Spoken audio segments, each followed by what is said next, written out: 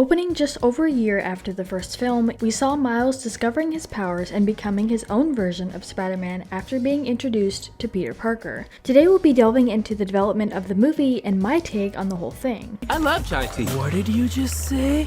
Chai tea? Chai means tea, bro. You're saying tea. Would I ask you for a coffee with room for cream? No.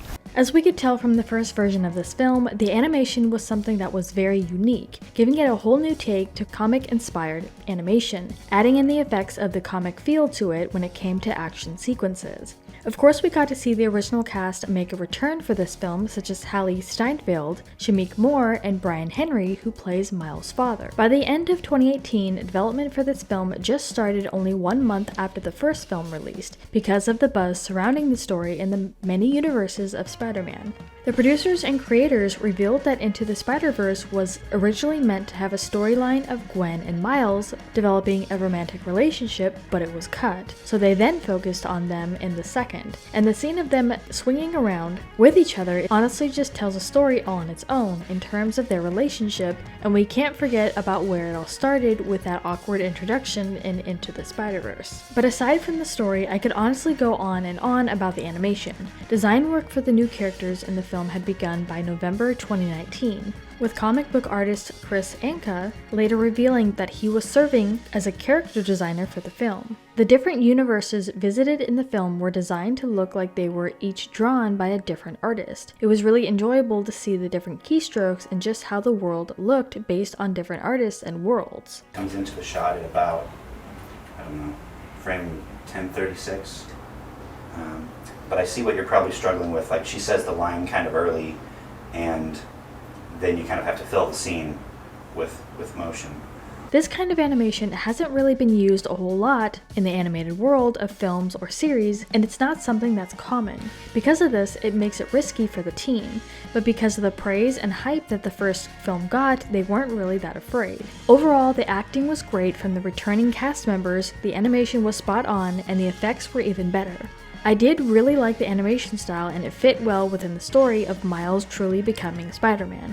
Within 1 year of Miles' life, this film really tells what a year can do for a teen boy's demeanor and strikes a good balance between Miles' more pronounced angst, exacerbated by doubters on all sides, with the sensitive heart of the gifted and good guy we know him to be.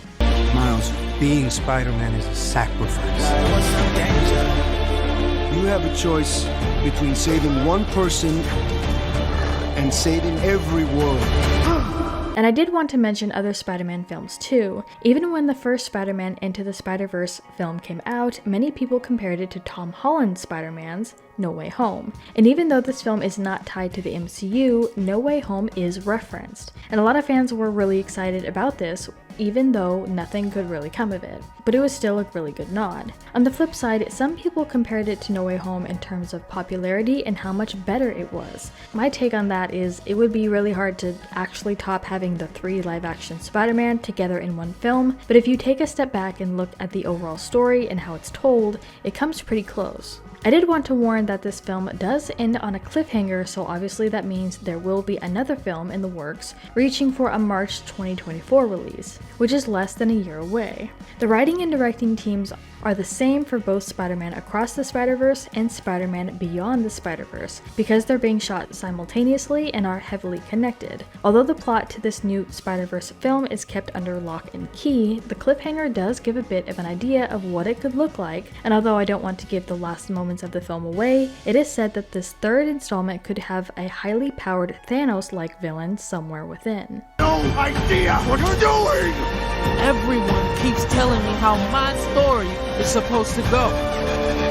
Nah, I'm gonna do my own thing.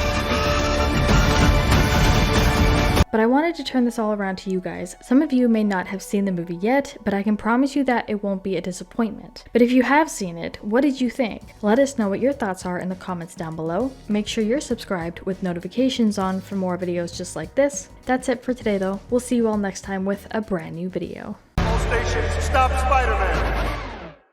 You? Me?